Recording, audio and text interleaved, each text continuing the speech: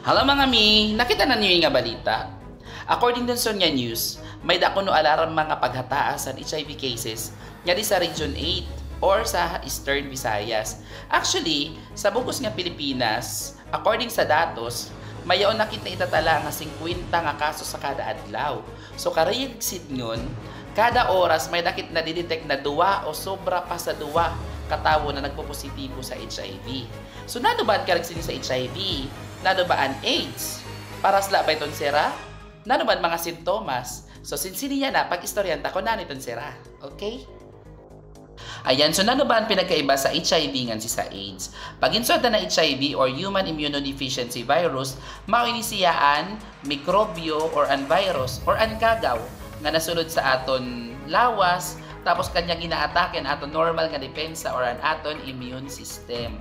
Yan na kayong ginpabayan tala sa HIV nga nagsulod sa aton lawas.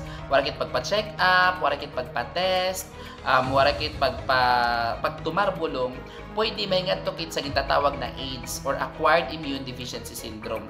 Na kundiin, mao nila ang naging produkto sa aton pagkawakay sa aton normal nga depensa. Dili sini ginaatake ang aton lawas in iba't ibang klase sin mga oportunista nga infeksyon para sa TB, pneumonia, cancer, diarrhea or iba-iba pa nga klase C infection.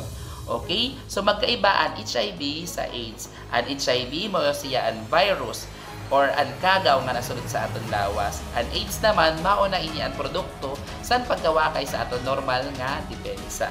Pwede ka magkamay da HIV nga walay ka AIDS. Kaya get yourself tested and know your status. Bye-bye!